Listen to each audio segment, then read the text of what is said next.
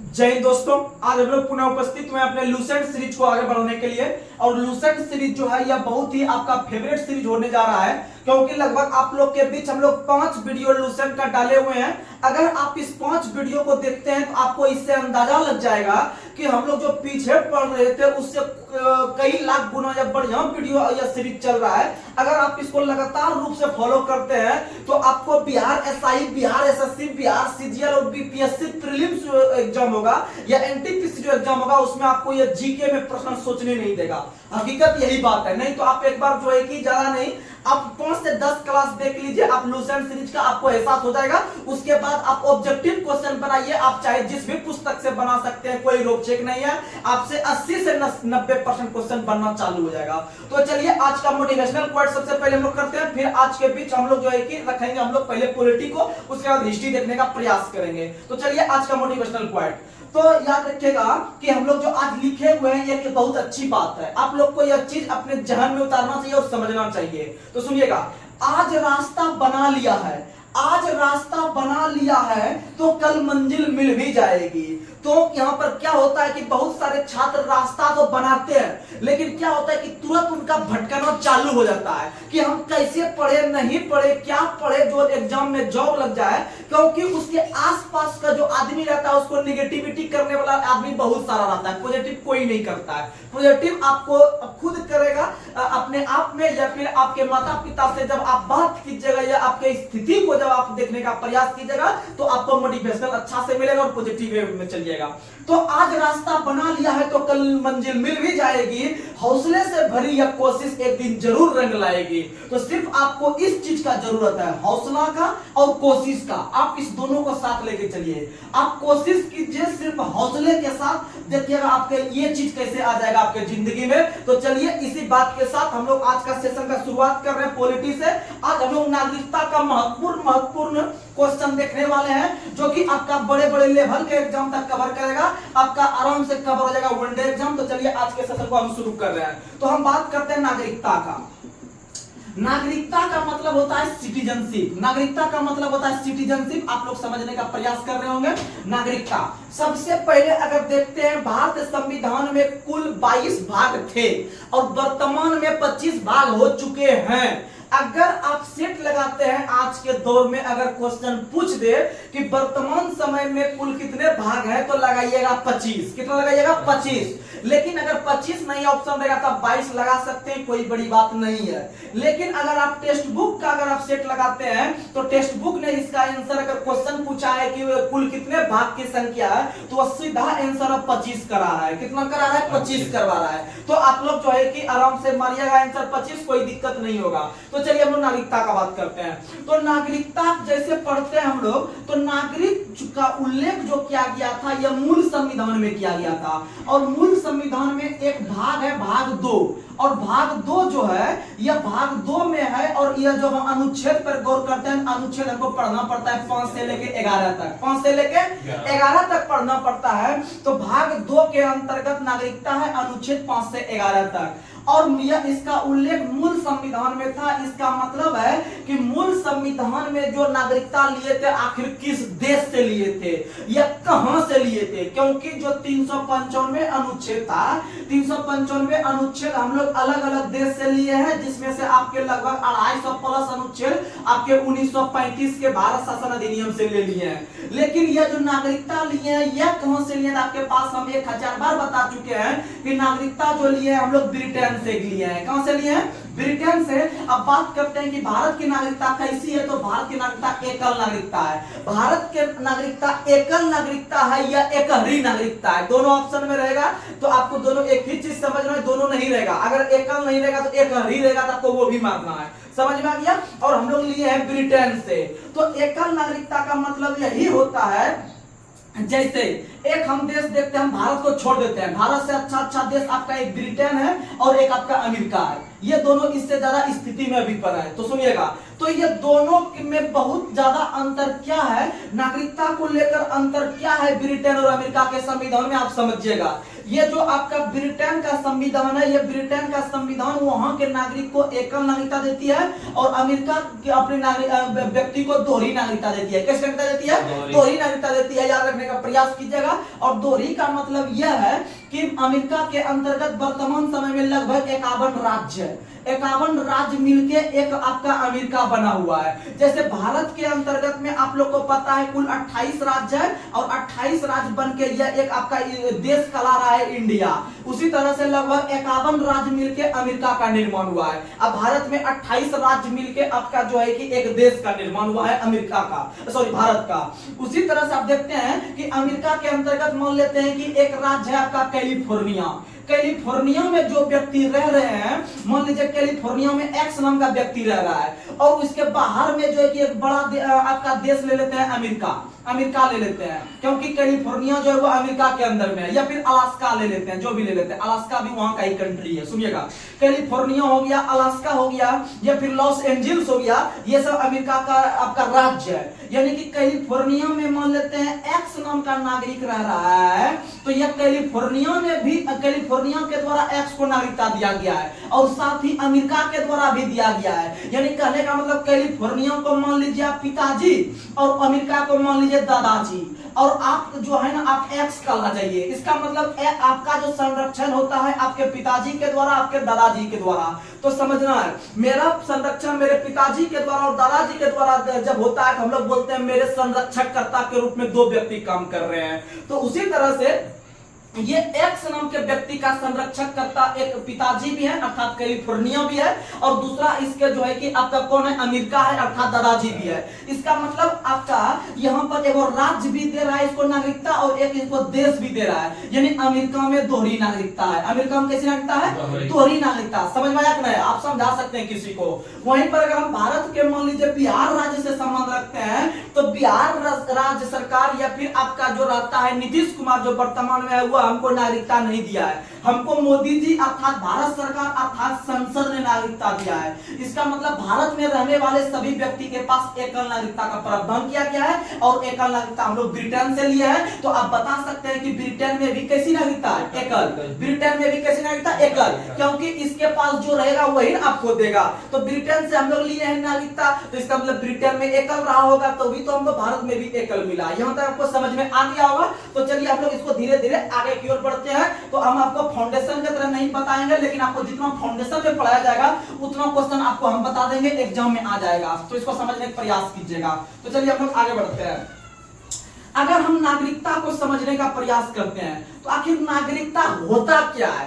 तो देखिएगा, नागरिकता का मतलब आप लोग को समझिएगा कि नागरिकता में नागरिक शब्द छुपा हुआ है और नागरिक का मतलब होता है आम आदमी होता है। आम आदमी होता है नागरिकता का मतलब। तो आप समझिएगा कि नागरिकता उस चीज को कहते हैं कि जब नागरिक जहां पर रहता है तो उस देश या उस राज्य से जो अपेक्षा रखता है। यानी जैसे मान लीजिए कि भारत का अंदर में मान लीजिए हम है नागरिक, तो हम जो है कि अपने देश से इच्छा रख रहे हैं नागरिकता के संदर्भ में, हम राज्य से अपेक्षा नहीं रख रहे हैं, क्योंकि भारत में जो है वो देश नागरिकता दे रहा है, हमको राज्य नहीं दे रहा है। इसका मतलब जब हम मान लीजिए भारत के नागरिक हैं तो हम अपेक्षा क्या रख रहे हैं हमारे देश से कि देश के अंतर्गत जो भी कर्मकांड होगा या जो भी चीज मान लीजिए कि अगर वैकेंसी निकलता है या कोई भी चीज का सरकारी पद का, तो हम लोग जाके वहां पर आसानी से अपना देश में जाके एक शान से जी सकते हैं और फॉर्म डाल सकते हैं और एक जो है कि भोकाल की तरह जॉब कर सकते हैं। तो इसका मतलब ये ऐसा प्रावधान दूसरे देश को वाले व्यक्ति को नहीं प्राप्त है। प्रावधान है लेकिन बड़े बड़े पोस्ट पे दूसरे देश का व्यक्ति नहीं जा सकता है, सिर्फ हम ही जा सकते हैं। इसका मतलब कि भारत के अंदर में रहने वाले वैसे नागरिक जो अपने देश से कुछ व कुछ इच्छा रखता है या अपेक्षा रखता है कि सिर्फ हम ही को मिलेगा, तो उसी को हम लोग नागरिकता कहते हैं। क्या कहते हैं? नागरिकता। और आपको बता दे कि नागरिकता जो है आप लोग को पता है कि नागरिकता देने जब लिया जा रहा था ब्रिटेन से नागरिकता संविधान सभा के द्वारा, तो उस समय नागरिकता से संबंधित जब ब्रिटेन से लिया गया, तो आप लोग को पता है कि हमारा संविधान जब लागू हो रहा था, तो लागू होने से पहले संविधान बनकर तैयार हुआ था। आप लोग को ये सब चीज बता चुके हैं। जब संविधान बनकर तैयार हुआ था आपका 26 नवंबर 1949 को बनकर तैयार हुआ था, तो उस समय नागरिकता को लेकर बहुत सारा जो है ना प्रॉब्लम चल रहा था देश में, क्योंकि इससे पहले आपको पता है कि 1947 में देश का विभाजन हुआ, और विभाजन के संदर्भ में आपका पता है कि कुछ व्यक्ति पाकिस्तान जाने लगे, कुछ व्यक्ति पाकिस्तान का भारत आने लगे, यानी नागरिकता का कोई ठहार ही नहीं लगने लगा कि कौन कहां का नागरिक है, नहीं है। तो इसके लिए क्या सोचा भारत सरकार ने या फिर संविधान सभा ने कि 26 नवंबर के दिन कम से कम नागरिकता संबंधी जो प्रावधान बनाए हैं या कानून बनाए हैं, इसको इसी दिन आप लोग लागू कर दीजिए। क्या कर दीजिए? लागू। क्योंकि इस दिन पूरा संविधान हम लोग लागू नहीं कर सकते थे, हम लोग पूरा संविधान टारगेट रखे थे लागू करने का 26 जनवरी 1950 को, ठीक है। तो इस दिन आंशिक रूप से संविधान को लागू किया गया, लेकिन लगभग आपका नागरिकता संबंधी जो अनुच्छेद था, यानी 5, 6, 7, 8, 9, ये जो 5 अनुच्छेद थे आपके, ऐसे 10 और 11 बाद में जाके लागू हुए हैं, लेकिन 5, 6, 7, 8, 9 जो अनुच्छेद है, यह आपका 26 नवंबर 1949 को ही लागू कर दिया गया, और इसी दिन जो है कि नागरिकता संबंधी प्रावधान भारत में लागू हो गया कि कौन व्यक्ति, जैसे आपको बताए होंगे अनुच्छेद पहले, जब मेरा प्रीवियस में पढ़ा हुआ है प्लेलिस्ट में वीडियो, कि अनुच्छेद 6 था आपका पाकिस्तान से सीधे भारत आने वाले व्यक्ति को नागरिकता, और अनुच्छेद 7 के तहत बताया था आपको कि जो व्यक्ति पहले भारत में था, भारत से पाकिस्तान चला गया, पाकिस्तान से पुनः भारत आने की कोशिश कर रहा है, तो उसको जो नागरिकता देंगे वो 7 के तहत देंगे, यानी उस समय कुछ फिक्स किया गया कि नहीं किया गया। तो ये सब हुआ आपका 26 नवंबर 1949 को। लेकिन आपको एक इंपॉर्टेंट क्वेश्चन बताते हैं, सुनिएगा।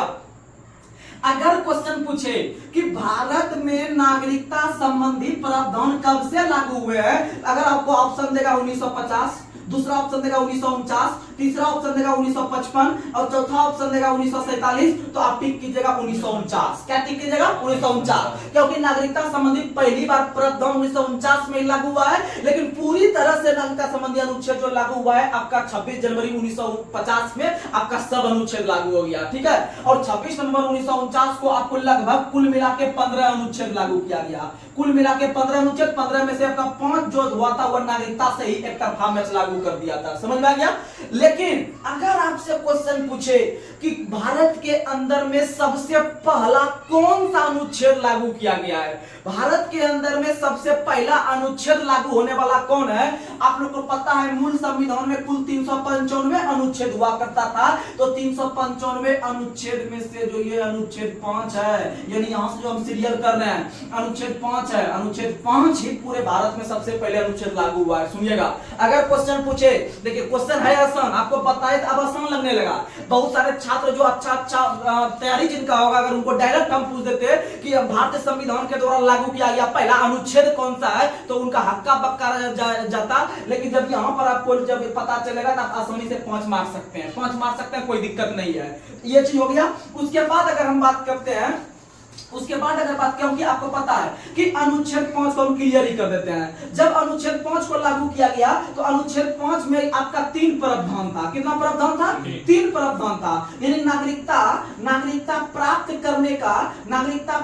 करने का उस समय क्या क्या प्रावधान था, उसकी चर्चा आपका अनुच्छेद 5 में है। नागरिकता हम लोग उस समय 3 तरह से प्राप्त कर सकते थे, बाद में चल के हम लोग विभिन्न प्रकार से नागरिकता प्राप्त करने का कुल 5 शर्त आएगा, ठीक है। नागरिकता प्राप्त करने का कुल 5 शर्त आएगा, जिसमें से आप लोग याद करते होंगे देशीकरण के आधार पे, पंजीकरण के आधार पे, वंश परंपरा के आधार पे, जन्म के आधार पे और भूमि वगैरह पे। तो इस तरह करके आप लोग को पता है कि 5 प्रकार से प्राप्त कर सकते हैं। लेकिन अनुच्छेद 5 में जो चर्चा किया गया है वह सिर्फ 3 तरीका का। कितना तरीका का? 3 तरीका का। तो याद रखिएगा कि अनुच्छेद 5 के तहत जब शुरू में अनुच्छेद 5 सबसे पहले हमारे संविधान में लागू किया गया था, तो उसके तहत नागरिकता प्राप्त करने का कुल 3 शर्त था। 3 शर्त में था, आपका पहला शर्त जो था वह आपका जन्म के आधार पे था, यानी जिस व्यक्ति का जन्म पहले से भारत में हो चुका है तो उसको नागरिकता आसानी से मिल जाता था जन्म के आधार पे।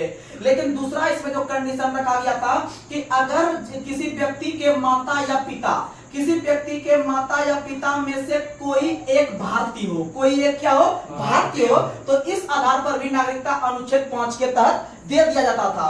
और इसके तहत जो आपका तीसरा जो बना है वो आपको पता है कि जब हमारा संविधान लागू होने लगा तो संविधान लागू होने से जो व्यक्ति पहले से 5 वर्ष भारत में रह रहा है, यानी कि संविधान लागू होने के से पहले जो 5 वर्ष भारत में रह रहा है उसको जो नागरिकता देगा वो भी आपके अनुच्छेद 5 के तहत, यानी 3 तरीका का। जिनका पहले से जन्म हुआ है भारत, उसको कोई रोक छेक है नहीं, वो तो पहले से इंडियन है। उसके बाद है दूसरा कंडीशन की माता या पिता में से कोई एक होना चाहिए तभी उनके बाल बच्चे को मिल सकता है। और तीसरा कंडीशन जो है कि संविधान जब लागू होगा, सबको पता था कि संविधान जो लागू होने वाला है वह आपका 26 जनवरी 1950 के दिन लागू होने वाला है। इसमें से अगर 5 साल घटाएंगे तो आपका आएगा 1945, यानी 1945 से 50 के बीच में जिसका जन्म भारत में हुआ होगा तो उसको नागरिकता आपका पंजीकरण के माध्यम से देगा। आप लोग जैसा कि पता है कम, यानी कि संविधान लागू होने से 5 वर्ष पहले भारत में जो रह रहा है आके, चाहे वो विदेशी क्यों ना हो, लेकिन 5 साल अगर उसका पूरा हो चुका है आपका पहले से संविधान लागू होने से अगर जोड़ेगा वहां से,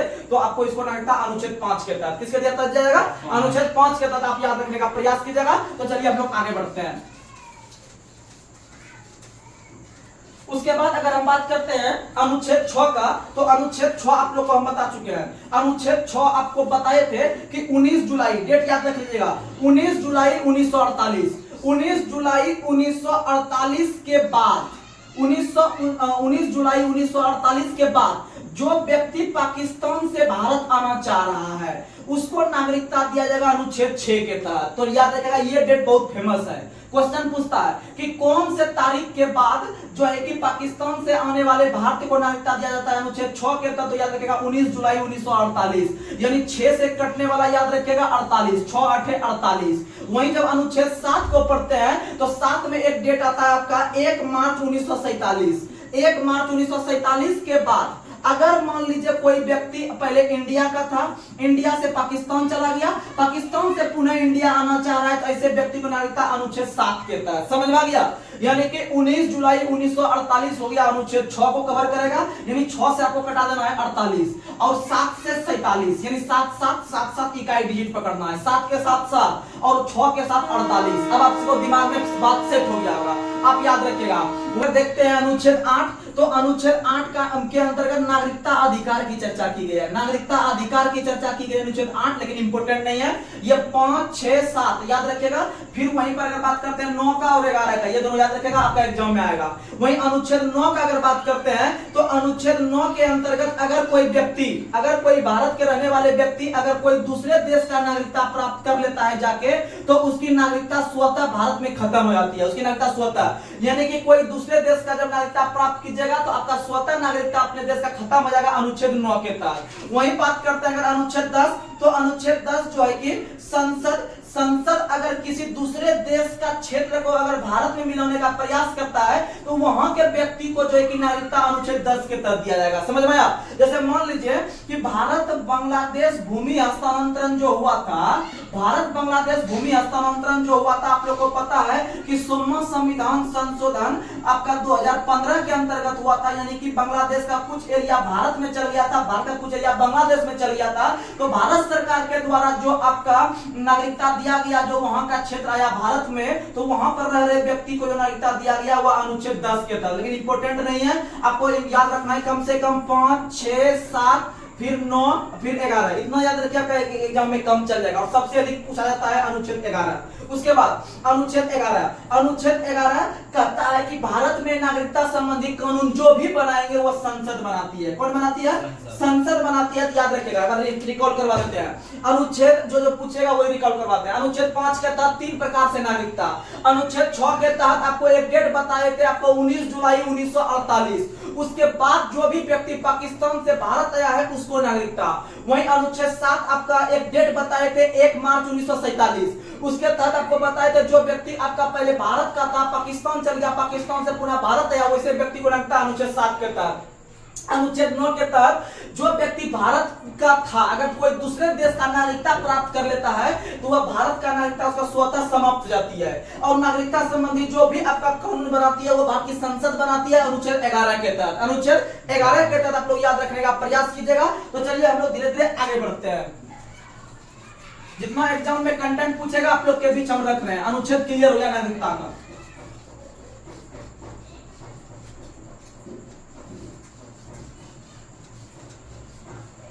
आगे देखिएगा, अगर आपसे हम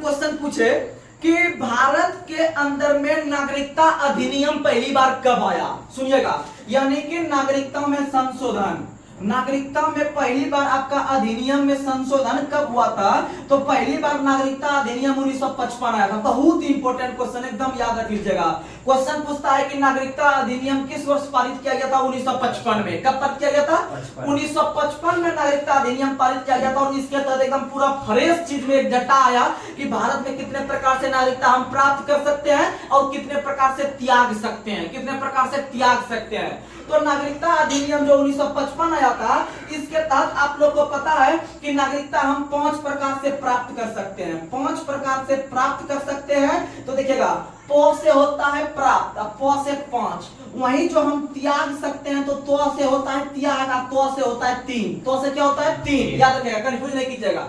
यानी कि प्राप्त कर सकते हैं हम लोग 5 प्रकार से और त्याग सकते हैं 3 प्रकार से, त्याग सकते हैं 3 प्रकार से, याद रखिएगा। यानी नागरिकता अधिनियम हम लोग प्राप्त कर सकते हैं 5 प्रकार से, त्याग सकते हैं 3 प्रकार से। तो प्राप्त करने में पहला तरीका आप लोग समझिएगा, पांचों क्वेश्चन पूछता है कि निम्न में से कौन सा एक तरीका नहीं है नागरिकता प्राप्त करने का, तो आप लोग याद रखिएगा, पहला तरीका है जन्म के आधार पे। कौन आधार पे, जन्म के आधार पे। और दूसरा जो है आपका वंश परंपरा के आधार पे, यानी पहले से मेरा बाप दादा चलते आ रहा है, हमको भी नागरिकता उसी आधार पे मिलता है। और तीसरा अगर यहाँ पर रहेगा आपका पंजीकरण के माध्यम से, यानी रजिस्ट्रेशन करवा के।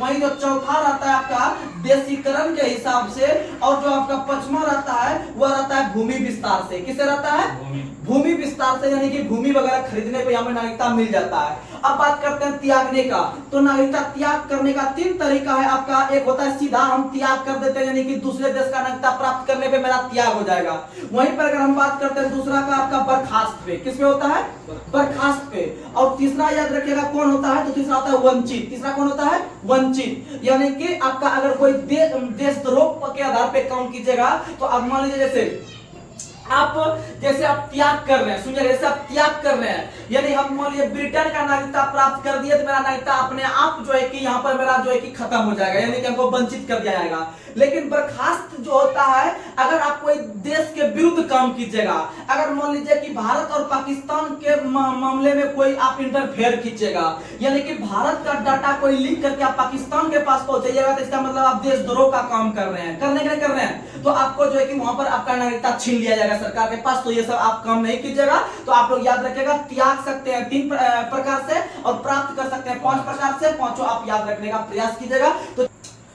तो याद रखिएगा कि नागरिकता अधिनियम जो 1955 आया था, इसमें अभी तक 9 बार संशोधन हुआ है। कितना बार संशोधन, 9 बार संशोधन हुआ है। और 9 बार जो संशोधन हुआ है उसमें से आप याद रखिएगा पहली बार कब हुआ है और अंतिम बार कब हुआ है, पूछता है क्वेश्चन एग्जाम में। तो पहली बार हुआ था इसके 2 वर्ष के बाद, 1957 में हुआ था। फिर उसके बाद 1960 में हुआ, उसके बाद जो है कि जाके 1985 में हुआ, फिर 1986 में हुआ, फिर 1992 में हुआ। यानी कुछ से कुछ नया चीज जुड़ते गया, उसके बाद 1992 के बाद आप लोग को पता है 2003 में हुआ, फिर 2005 में हुआ, फिर आपको पता है 2015 में हुआ और 2019 में हुआ। लास्ट में आप लोग देख रहे होंगे जो मुद्दा बहुत बड़ा बना था NNA और CAB का, बना हुआ था नहीं बना हुआ था, नागरिकता अधिनियम को लेकर जो विभिन्न प्रकार के जो कि समुदाय को नागरिकता प्रदान करने का और छीनने का जो प्रावधान आया था। तो 2019 के अंतर्गत बहुत बड़ा मामला लॉकडाउन के पहले बना हुआ था। आप लोग याद रखिएगा कि नागरिकता अधिनियम में आपका जो है कि आपका 9 बार संशोधन हुआ है, पहली बार 1957 में, अंतिम बार 2019 में। वहीं पर आपको 2-3 को फुल फॉर्म बताते हैं आपको जो है कि नागरिकता से संबंधित जो कि पूछता है।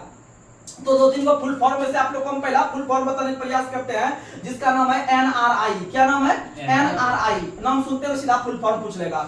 NRI का फुल फॉर्म क्या होता है, तो याद रखिएगा आपका होता है NRI का फुल फॉर्म होता है non residential of Indian. Non residential of Indian, non residential of Indian, non residential of Indian. वहीं अगर हम बात करते हैं एक होता है PIO। PIO का जो फुल फॉर्म होता है वो होता है person of Indian origin. Person of Indian origin, person of Indian origin, person of Indian origin का मतलब क्या होता है कि जो किसी कारणवश से आपका अस्थायी रूप से किसी दूसरे देश में जाके रह रहे हैं उसको पीआईओ के अंतर्गत रखता है। वहीं एनआरआई जो होता है उसको हम किसके अंतर्गत रखते हैं, जो कि आपका नौकरी के सिलसिले में बाहर गया है, देश के बाहर नौकरी के सिलसिले में जो देश के बाहर रह रहा है उसको एनआरआई कहते हैं, और जो अस्थायी रूप से देश के बाहर रह रहा है उसको पीआईओ के अंतर्गत रखते हैं। किसको अंतर्गत, पीआईओ। और दोनों जो डाटा है ये सरकार के पास है और लगभग दोनों डाटा एक समान है, दोनों को एक तरह का अधिकार दिया गया है। इसीलिए आगे चलकर आप लोग को बता दें, यहाँ पर जो 2015 में जो संशोधन किया गया था 1955 अधिनियम में, जो 2015 में संशोधन किया गया था उसमें यही चीज आया था कि आपको एनआरआई और पीआईओ जो है कि दोनों को एक लिस्ट में कर दिया, यानी दोनों को मिला दिया गया। यानी कि क्वेश्चन भी आया हुआ है कि एनआरआई और पीआईओ को दोनों को एक साथ जो मिलाया गया नागरिकता अधिनियम किस ईस्वी के तहत, 2015 के तहत, 2015 के तहत, क्योंकि दोनों एक ही हिसाब से है। यानी ये नौकरी के सिलसिले में मान लीजिए कि कोई व्यक्ति, आप लोग देखे होंगे कि कुछ दिन पहले यूक्रेन में युद्ध स्टार्ट हुआ था, यूक्रेन और रूस के बीच। उसमें भारत के अंतर्गत विभिन्न प्रकार के आदमी डॉक्टर का पढ़ाई करने के लिए या एमबीबीएस का पढ़ाई करने के लिए यूक्रेन गए हुए थे, और वहां से उनको भारत जो लाया गया, अर्थात ये भारत का नागरिक था, और वो जाके अस्थायी रूप से नौकरी के सिलसिले में या बड़े बड़े डिग्री लेने के सिलसिले में वहां जाके रह रहे थे। तो उसको जो हम रख रहे थे उसको हम लोग एनआरआई के तहत रख रहे थे, एनआरआई के तहत। और व्यवसाय हो गया, ये 2-4-5 साल के लिए जो बाहर जाता है आदमी काम करने के लिए, उसको पीआईओ के अंतर्गत रखते हैं। किसके अंतर्गत, PIO.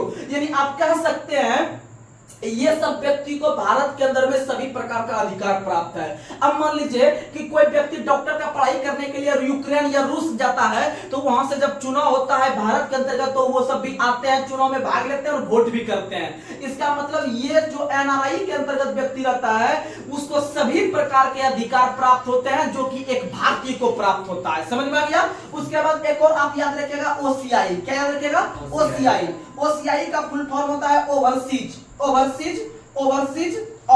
Overseas citizen of Indian, overseas citizen of Indian. इसमें सभी प्रकार के आपके समुद्र पार देश आते हैं, यानी कि पड़ोसी देश के नागरिक इसमें आते हैं। आप लोग याद रखेगा, तो ज्यादा डिटेल में नहीं, आप लोग तीनों फुल फॉर्म। एनआरआई का मतलब हो गया non residential of Indian, PIO का मतलब हो गया पर्सन ऑफ इंडियन ओरिजिन, और फिर आपका ओसीआई का फुल फॉर्म हो गया, ओसीआई का फुल फॉर्म हो गया ओवरसीज सिटीजन ऑफ इंडियन। तो आप ये तीनों कम से कम फुल फॉर्म याद रखिएगा। तो चलिए हम लोग अब चलते हैं अपने हिस्ट्री की ओर। तो आप लोग जो है कि लगातार बनकर तैयारी कीजिएगा, तो आपका तैयारी दिन ब दिन बेहतर होते रहेगा। तो हिस्ट्री का थोड़ा सा महत्वपूर्ण क्वेश्चन ले लेते हैं, फिर हम लोग जो है कि कल सुपर संडे करेंगे। सुपर संडे एक बेहतरीन सेशन रहेगा। तो चलिए आज के सेशन को हम लोग शुरू करते हैं। अधिकतर क्वेश्चन हम गौतम बुद्ध के बारे में देखने का प्रयास करते हैं, तो आप लोग समझिएगा। तो लूसेंट में आज थोड़ा सा क्वेश्चन हम करेंगे क्योंकि आज ज्यादा समय हो रहा है, क्योंकि आज हम ज्यादा आपका पॉलिटी ले लिए। आगे बढ़ते हैं। आप बताइएगा कि बौद्ध धर्म के संस्थापक कौन थे? गौतम बुद्ध। बौद्ध धर्म के संस्थापक गौतम बुद्ध थे। समझिएगा, गौतम बुद्ध जो थे वह आपके बौद्ध धर्म के संस्थापक थे, और बौद्ध धर्म के संस्थापक जो गौतम बुद्ध थे, इनको जो बोला जाता है वह light of Asia, light of Asia, light of Asia के नाम से गौतम बुद्ध को जाना जाता है। और इसको बोलने वाला जो व्यक्ति था, लाइट ऑफ एशिया के नाम से जो गौतम बुद्ध को जो सबसे पहली बार पुकारा था वह अर्नोल्ड ने पुकारा था। अर्नोल्ड ने, याद रखेगा, अर्नोल्ड नाम के इतिहासकार ने लाइट ऑफ एशिया के नाम से गौतम बुद्ध को पुकारा है। तो चलिए हम लोग फटाफट क्वेश्चन करने का प्रयास करते हैं। तो बताइएगा आप लोग, गौतम बुद्ध का जन्म कब हुआ है? 563 ईस्वी पूर्व में। 563 ईस्वी पूर्व में लुम्बिनी नामक स्थान जो कपिलवस्तु नेपाल अंतर्गत पड़ता है, वहां पर ही इनका जन्म हुआ था। और इनके पिता का नाम था शुद्धोधन, और शुद्धोधन जो थे वो साक्यगण के मुखिया थे। किस गण के मुखिया? साक्यगण के मुखिया। तो देखिएगा, थोड़ा सा हम इजी लेवल का क्वेश्चन अभी करेंगे। जब हम अगले सोमवार को आपको मिलेंगे जो है कि आपके बौद्ध धर्म, जैन धर्म को कवर करेंगे, तो आपको एक अच्छा से अच्छा क्वेश्चन मिलेगा हाई लेवल का। लेकिन अगर हम लूसेंट सीरीज को अभी हम कवर कर रहे हैं तो आपको थोड़ा सा इजी यहाँ पर रख रहे हैं, क्योंकि हम लोग जो आपको पहले क्लियर कर दिए नागरिकता, इसमें थोड़ा सा हम कम समय देंगे, इसलिए शॉर्ट में क्वेश्चन कवर कर रहे हैं। आगे बढ़ते हैं। अगला क्वेश्चन बताना है, बुद्ध के जीवन से संबंधित बौद्ध धर्म के विभिन्न प्रकार के प्रतीक की चर्चा करते हैं। तो गौतम बुद्ध का जन्म का प्रतीक चिन्ह है कमल और सांड। कमल और सांड। जन्म का हो गया कमल और सांड। गृह त्याग का घोड़ा, क्योंकि गृह त्याग जो कर रहे थे, यानी घर से जो जा रहे थे वो घोड़ा पे बैठ के।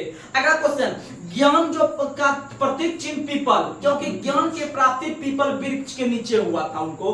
अगला क्वेश्चन, गौतम बुद्ध के प्रथम उपदेश को किस नाम से जाना गया? तो गौतम बुद्ध के प्रथम उपदेश को धर्म चक्र परिवर्तन कहा गया। धर्म चक्र परिवर्तन, सुनिएगा 3 गो आता है क्वेश्चन यहाँ पर, तीनों याद रखेगा। गौतम बुद्ध ने सबसे पहले जो गृह त्याग किया था, गृह त्याग जो किया था उसको क्या कहा गया? तो गृह त्याग जो कहा गया वो उसको क्या कहा गया? वहीं अगर जब उनको ज्ञान की प्राप्ति हुआ तो इनको क्या क्या कहा गया? वहीं जब इन्होंने जब लास्ट में जाके जब इनका निधन हो गया, क्या हो गया? निधन, तो इनको क्या कहा गया? ये तीनों क्वेश्चन आता है, ये तीनों क्वेश्चन आता है। तो इसका मतलब है ज्ञान, या फिर इसको उपदेश भी लिख दीजिए। क्या लिख दीजिए? उपदेश। यानी कि जब गौतम बुद्ध का निधन हुआ तो निधन को कहा जाता है महापरिनिर्वाण। महापरिनिर्वाण, महापरिनिर्वाण, निर्वाण का मतलब होता है अंतिम रूप से उनको मुक्ति मिल जाना जिंदगी में, ठीक है। तो महापरिनिर्वाण हो गया आपका निधन। वही उपदेश जो दिया अर्थात परिवर्तन आने लगा दुनिया में, यानी कि घूम घूम के परिवर्तन लाने लगा। तो याद रखिएगा प्रथम उपदेश को कहा गया धर्म चक्र परिवर्तन। धर्म चक्र परिवर्तन, धर्म चक्र परिवर्तन, क्या कहा गया? धर्म चक्र परिवर्तन। और गृह त्याग को कहा गया महाभिनिष्क्रमण। महाभिनिष्क्रमण, महाभिनिष्क्रमण, महाभिनिष्क्रमण, महाभिनिष्क्रमण याद रखेगा। महाभिनिष्क्रमण, महाभिनिष्क्रमण कहा गया आपको गृह त्याग को। प्रथम उपदेश को कहा गया धर्म चक्र परिवर्तन, और निधन महापरिनिर्वाण कहा गया। और आपको पता है कि गौतम बुद्ध ने अपना प्रथम उपदेश कहां दिया था? तो गौतम बुद्ध ने अपना प्रथम उपदेश उत्तर प्रदेश के सारनाथ में दिया था, क्योंकि जब उनको बोधगया में ज्ञान की प्राप्ति हुआ था तो वह सीधा निकल कर गए आपके उत्तर प्रदेश, और उत्तर प्रदेश में जो है कि सारनाथ में उनको 5 साधु मिले, और वहां पर ही उन्होंने पहली बार जो है कि सारनाथ में, सारनाथ नाम का उत्तर प्रदेश में स्थान है सारनाथ, सारनाथ में ही उन्होंने पहली उपदेश देने का काम किया। और यहां से जब आगे निकला तो आगे निकलने के बाद वो अपना घर पहुंचने वाला था। कहां पहुंचने वाला था? घर। और घर में जो उनका जो है कि अकेली एक बीवी थी, और अकेली बीवी थी, और उनका एक बेटा जो था, क्या नाम था? राहुल। क्या नाम था? राहुल। राहुल नाम था। तो राहुल हो गया और उनके पत्नी हो गई। तो ये दोनों घर में अकेले बैठे हुई थी, और जो है कि गौतम बुद्ध एक भिक्षक के रूप में मांगने के लिए गए, जो है कि एक भिक्षु के रूप में गए, यानी एक साधु के रूप में, जो गांव में देखते हैं उसको भिक्षु कहते हैं, भिक्षा मांग के जो है कि अपना जीवन यापन करते हैं। तो उसी प्रकार से अब अपना घर गए थे। तो घर जाने के बाद जो है कि उन्होंने अपने पत्नी के समक्ष जाके हाथ को फैलाया और बोला भिक्षम देही। भिक्षम देही मतलब कि उनको दान दीजिए आप कुछ, फिर जो है कि वो आगे निकलेंगे अपना जीवन यापन करने। तो इसका मतलब है कि उनके पत्नी के पास इतना स्थिति खराब था कि पत्नी के पास कुछ देने के लिए उनके पास नहीं था, अर्थात कुछ खाने पीने या पैसा देने वाला नहीं था उनके पास कोई भी चीज। तो उनके हाथ में सिर्फ एक ही चीज था, उनका पुत्र। क्या था? पुत्र। तो उन्होंने राहुल नाम के पुत्र को ही उनके आगे थमाने का कोशिश किया, यानी उनको आगे देने का प्रयास किया। तो समझ सकते हैं कि गौतम बुद्ध अपने जिंदगी में कितना त्याग किए हैं। क्या किए हैं? त्याग। यानी जब वह गौतम बुद्ध जब घर से निकल रहे थे तो इनका उम्र मात्र 29 वर्ष हो रहा था। कितना वर्ष हो रहा था? 29 वर्ष। और समझ सकते हैं उनका शादी जो करवा दिया गया था सिर्फ 16 साल में। कितना साल में? यानी कोई व्यक्ति 16 साल में शादी कर रहा है, उसके 10-12 साल के बाद जो है गृह त्याग कर रहा है, तो समझ सकते हैं किसी आदमी का शादी के 10 साल के बाद कितना टेंशन बढ़ जाता है। तो समझ सकते हैं कि 29 साल के बाद गृह त्याग कर, मोह ममता को छोड़कर वह गृह त्याग किया और एक प्रकार से साधु का रूप लिया। कठिन तपस्या किया था 6 साल। कितना साल? 6 साल कठिन तपस्या करके लगभग इनको 35 वर्ष की अवस्था में ज्ञान की प्राप्ति हुआ। याद रखिएगा, यानी 16 साल में शादी किया, 29 साल में गृह त्याग किया, 6 साल इसको लग गया तपस्या करने में, मतलब ज्ञान की प्राप्ति करने में, और 29 में 6 जोड़िएगा तो 35 मिलेगा। 35 साल में जो है कि यह आपका क्या बना? तो इनको ज्ञान की प्राप्ति हुआ। क्या हुआ? ज्ञान की प्राप्ति हुआ। तो समझ सकते हैं कि जब यह अब सब मोह माया छोड़ के अर्थात त्याग करके दोबारा जब यह घर पहुंचता है ज्ञान की प्राप्ति होके, तो वो उनकी पत्नी भी इतना त्याग कर रही है कि अपने बेटे को दान में दे रही है, कुछ नहीं है। तो इसका मतलब अगर कोई व्यक्ति सीखे जिंदगी में आगे बढ़ के, किसी चीज का त्याग करके आगे बढ़ के, तो वह गौतम बुद्ध से सीखे। किसे सीखे? गौतम बुद्ध से सीखे। इससे बड़ा कोई चीज नहीं हो सकता है धरती पे। तो याद रखिएगा कि गौतम बुद्ध को इसीलिए लाइट ऑफ एशिया के नाम से जाना गया, वो अर्नोल्ड के द्वारा। किसके द्वारा? अर्नोल्ड के द्वारा। आगे बढ़ते हैं। गौतम बुद्ध के निर्माण का प्रतीक चिन्ह क्या है? निर्माण का मतलब जब उनका देहांत हुआ तो इनका निर्माण का प्रतीक चिन्ह है आपका क्या? तो स्तूप है। क्या है? स्तूप। आप लोग को पता है गौतम बुद्ध के शरीर का लगभग 8 टुकड़ा 8 जगह पर गिरा था, तो उसी 8 जगह पे 8 प्रकार का स्तूप का निर्माण किया गया है। स्तूप का निर्माण किया गया है, आप लोग को पता है। और स्तूप जो जब निर्माण किया गया, इसका मतलब वो निर्माण का ही प्रतीक चिन्ह है। किसका चिन्ह है? निर्माण का। आगे बढ़ते हैं। उसके बाद आप लोग को बताना है गौतम बुद्ध के बचपन का नाम क्या था? सिद्धार्थ। गौतम बुद्ध के बचपन का नाम सिद्धार्थ था। गौतम बुद्ध के माता का नाम माया देवी था। क्या नाम था? माया देवी। लेकिन माया देवी का मृत्यु इनके जन्म के 7वें दिन हो गया था और इनका लालन पालन या इनको बड़ा करने का काम इनके सौतेली माता के द्वारा किया गया, जिसका नाम क्या था? तो जिसका नाम गौतमी था। क्या नाम था? गौतमी। और यही गौतमी आगे चल के पहली महिला बनती है आपको जो है कि ग्रहण करने वाली, बौद्ध धर्म को जो है कि स्वीकार करने वाली। तो आप लोग याद रखने का प्रयास कीजिएगा। और बौद्ध धर्म में शामिल होने के लिए न्यूनतम आयु रखा गया था 15 साल। कितना साल? 15 साल। याद रखिएगा। बहुत सारा कंटेंट करेंगे, ये तो आपको ऊपर भी हम क्वेश्चन बता रहे हैं, आपको हम कंटेंट देंगे आगे बढ़ते हैं। अगला क्वेश्चन आप लोग को बताना है, सिद्धार्थ जब कपिलवस्तु की सैर पर निकले तो कितने व्यक्ति को देखा? 4 व्यक्ति। कितना व्यक्ति? 4 व्यक्ति को देखा। 4 व्यक्ति में बूढ़ा व्यक्ति, बीमार व्यक्ति, एक शव देखा, शव यानी लाश जो मरा हुआ व्यक्ति रहता है, और एक सन्यासी व्यक्ति को दिखा। तो अगला क्वेश्चन आप लोग को बताते हैं हम लोग कि गौतम बुद्ध या फिर बौद्ध धर्म के अंतर्गत 4 प्रकार के बौद्ध संगति हुआ है। तो 4 प्रकार के बौद्ध संगति बहुत फेमस है, वहां से क्वेश्चन उठता है। तो हम इस टॉपिक को क्लियर करके हम लोग आज के सेशन को ब्रेक करेंगे। तो सुनिएगा, 4 प्रकार का बौद्ध संगति हुआ है। प्रथम बौद्ध संगति, द्वितीय बौद्ध संगति, तृतीय बौद्ध संगति और चतुर्थ बौद्ध संगति। चतुर्थ बौद्ध संगति। तो सुनिएगा, तो इसमें क्वेश्चन पूछता है कि यह कब कब हुआ है, यानी इसका पूछता है समय काल, कब कब हुआ है। दूसरा पूछता है कि उस समय किस शासक का शासनकाल चल रहा था। और तीसरा पूछता है कि वह किस जगह पे हुआ था। और चौथा पूछता है कि उसके अध्यक्ष कौन बने थे, उसके अध्यक्ष। बस आप कंटिन्यू यहां पर देखिएगा, 2 मिनट आपके पास हम जुगाड़ देंगे। ये तीनों क्वेश्चन बहुत फेमस है, तीनों में से सबसे अधिक जगह पूछता है कहां पर हुआ था। उसके बाद अध्यक्ष पूछता है, तब शासक पूछता है, तब समय बहुत कम, रेयर केस में पूछता है। समय याद नहीं कीजिएगा तो भी काम चल जाएगा। तो सुनिएगा, आपको इसे बता देते हैं।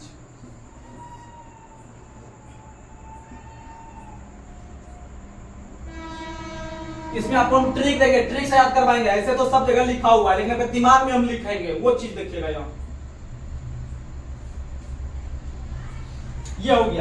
ये हो गया समय, शासनकाल, जगह, अध्यक्ष। सबसे पहले आपको बता दें, यहाँ पर हम समय लिख देते हैं। तो प्रथम बौद्ध संगति हुआ 483 ईस्वी पूर्व में। दूसरा इसमें 100 साल घटा लीजिएगा, 383 ईसा पूर्व में। और चौथा याद रखिएगा 250 ईसा पूर्व। उसके बाद फिर आप लास्ट में लिखिएगा 98 ईस्वी। 98 ईस्वी। ये आपको याद नहीं रखना है, लेकिन ये पहला दोनों याद रख सकते हैं, एग्जाम में आता है। आपको ये दोनों कभी याद नहीं रखना, फालतू है दोनों। लेकिन आपको याद रखना है अब जगह। तो आपको किस किस जगह पे हुआ था, आपको हम जगह के लिए ट्रिक देते हैं। आप साइड में नोट करके लिख लीजिएगा जगह। जगह के लिए ट्रिक देते हैं रावपक, यानी रा से याद रखेगा राजगीर। पहला काम है यहां उठा लीजिए राजगीर। अब व से कहां होगा? वैशाली।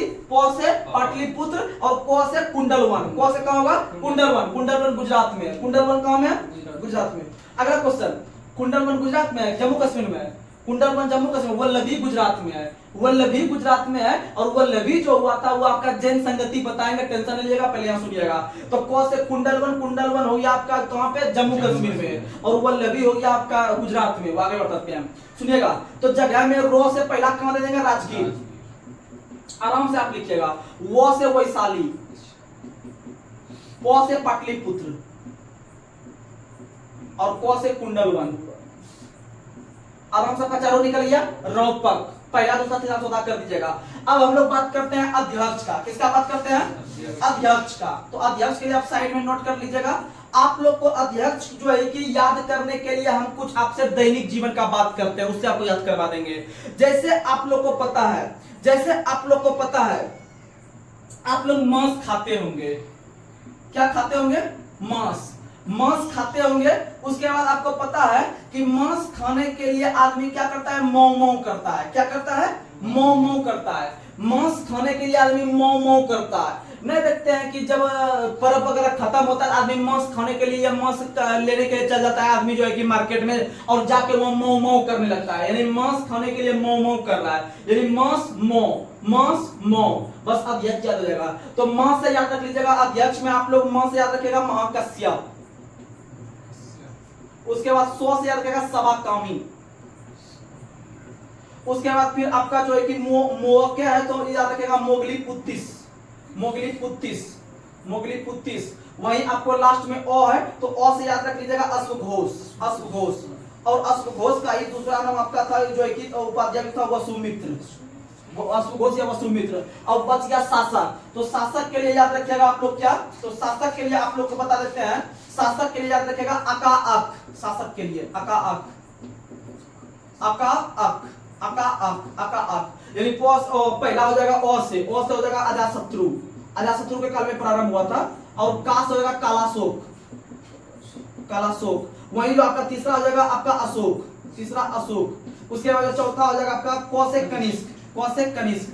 कनिष्क हो जाएगा। यानी आप इतना याद रख सकते हैं सिर्फ ट्रिक से। यानी यहाँ पर आपको बताए अकाअक, यानी कि शासक के लिए अकाअक। आपको मेहनत करना पड़ेगा याद रखने, क्योंकि आपको 4 या 12 क्वेश्चन 12 4 16 क्वेश्चन याद हो रहा है, तो आपको कम से कम इतना कवर करना पड़ेगा, 3 वो चीज याद रखना पड़ेगा। शासक के लिए अकाअक, और जगह के लिए आपको बताए थे रौपक, और अध्यक्ष के लिए बताए थे आप लोग मांस याद रखिएगा। मांस खाने के लिए आदमी मो कर रहा है, मांस मो, यानी कि या फिर आप याद रख सकते हैं कि मांस जो है एक प्रकार का आदमी के लिए मोह माया है। क्या है? मोह माया। नहीं कहते हैं कि जब आप लोग मांस खाते होंगे या फिर चिकन का हम बात करते हैं, जब चिकन खाते होंगे तो लगता है अरे यार रात भर चिकन खा लेते हैं, कल से चिकन नहीं खाएंगे, चिकन खाने से एकदम नींद लगता है, एकदम पूरा पेट उठ निकल गया है खाते खाते। मछली खाते हुए दिमाग में टन काम करता होगा। तो उसी तरह से लगेगा मांस एक प्रकार से मोह माया है, यानी मांस मोह। ये इस तरह से 2-4 कीजिएगा तो आप जहां पर सोते होंगे वहां बगल में लिख दीजिएगा, तो आपको ये चारों याद हो जाएगा। 4 या 12 क्वेश्चन, 12 4 16 क्वेश्चन समझ में आ गया। तो चलिए आज के सेशन में यहीं पर समाप्त कर रहे हैं। आप लोग अच्छा से मेहनत कीजिए और जो है कि अच्छा से आगे बढ़िए, और आपका साथ जो है कि हमें चाहिए और हमारा साथ आपको मिल ही रहा है। तो चलिए हम लोग आज के सेशन में यहीं पर समाप्त कर रहे हैं। तब तक के लिए जय हिंद, जय भारत।